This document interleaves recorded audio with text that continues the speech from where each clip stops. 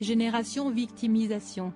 Frédéric Beigbeder était de retour sur France Inter ce 3 avril 2023, station sur laquelle il avait travaillé en tant que chroniqueur jusqu'en 2018. Cette fois-ci pour parler de son dernier livre qu'il est entré dans le studio face à Sonia De Villers. Dans Confession d'un hétérosexuel légèrement dépassé, Albin Michel, l'écrivain constate à quel point sa génération se plaint. Il revient également sur certaines phases de sa vie, notamment celle où il a pris de la cocaïne. Il ne faut jamais croire un ancien toxicomane qui dit qu'il est guéri par ce qu'on est jamais guéri, livre-t-il. Frédéric Beigbeder répondait à la journaliste qui l'interrogeait sur Pierre Palmade et ses addictions.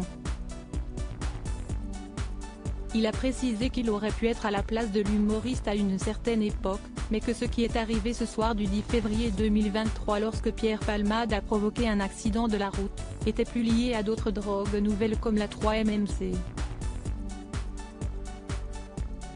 Il assimile les addicts à une confrérie de gens qui se font du mal en groupe.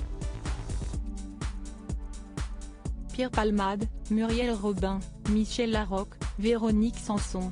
Les femmes de sa vie. Frédéric Beigbeder, sensible aux critiques, l'ex de Laura Smet, ne garde pas que de bons souvenirs de ses années télé. Durant l'année 2002, Frédéric Beigbeder a par exemple été aux commandes de l'émission l'Hypershow sur Canal+.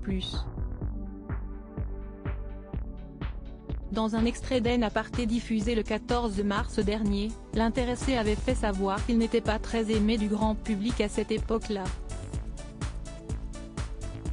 L'Hypershow, ça reste assez éphémère et si est-il là où vous agacez un petit peu. Les critiques sont même assez virulentes, a rappelé la journaliste Nathalie Lévy. Et son invité de réagir: je comprends tout à fait. Je crois que les gens avaient un peu raison. Ce n'était peut-être pas complètement au point. Plus que des critiques, le journaliste se faisait prendre à partie dans la rue. Oui, je me suis fait cracher dessus rue de Rennes. Et je me disais, qu'est ce que j'ai fait pour mériter ça? Je n'ai tué personne, j'ai juste fait une émission quoi. Un talk show. Mais il arrivait à un moment de la chaîne qui était un moment compliqué, a confié ce papa de 3 enfants, pour justifier les critiques dont il a fait l'objet à l'époque. Crédit photo, capture France Inter.